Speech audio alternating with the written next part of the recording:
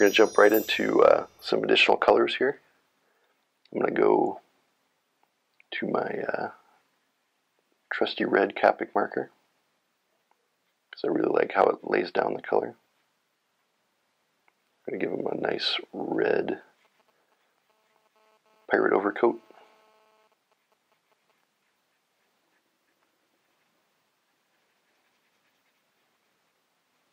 I'm just going to try to fill it in cleanly. I typically really like to stay in the lines, but sometimes I get a little sloppy. And it's actually this brand of marker I tend to be a little sloppier with.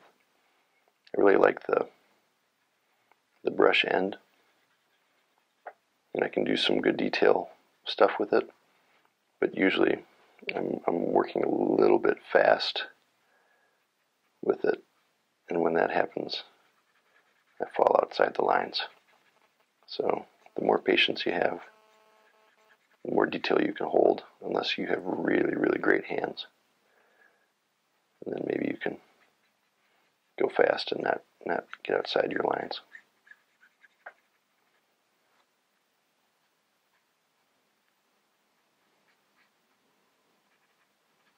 So try to do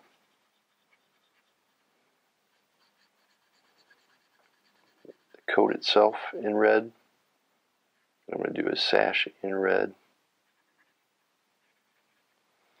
And then I'm going to use a mix of grays for the other colors. Some warm and cool grays both.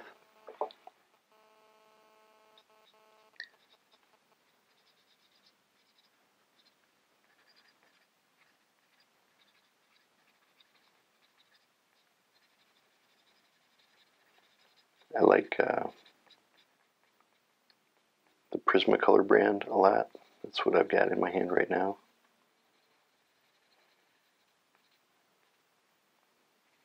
These guys have these wedge tips, so I can kind of do some interesting things as far as keeping corners and details. I can even draw with these sharp tips sometimes.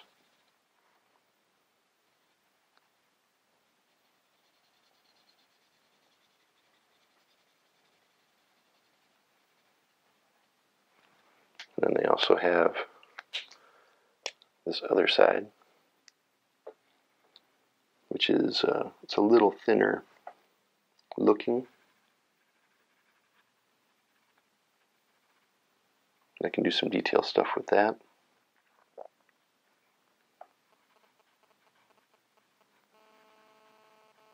Although it's probably a better time for the wedge side.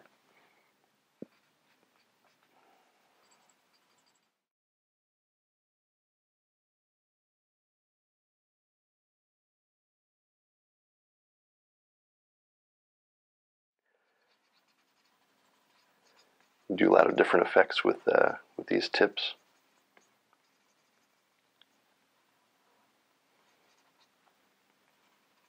If you give it some time, it can really discharge the ink. Make it nice and flat, or if you go a little faster, you can start to get kind of a dry brush technique. I think I'm going to show that on another pirate.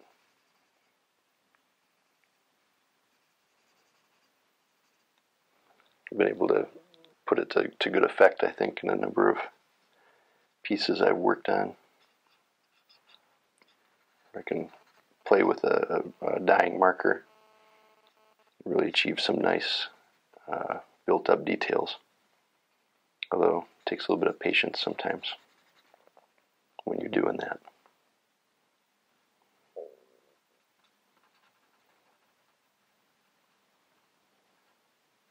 Try to take advantage of this wedge right now.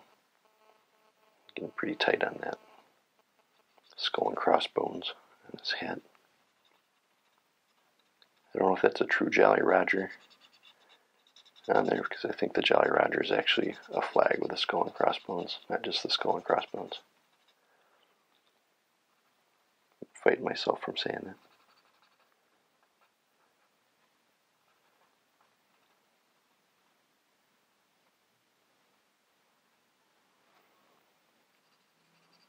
I'm not too worried about having a perfect fill on this because it's a hat. Got a little texture on a hat, never hurt anybody.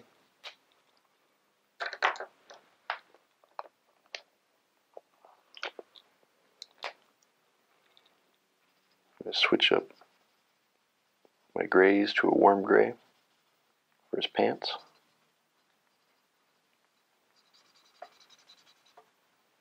The warm gray actually turns maybe a little bit brown compared to the cool gray. Just got a little more blue in it, naturally.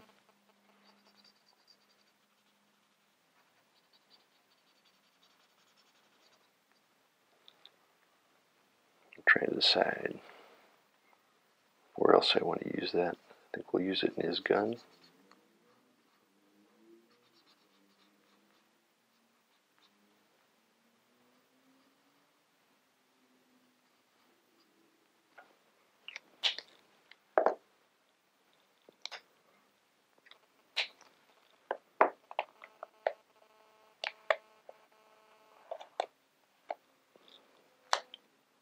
Come back to some of these other cool grays.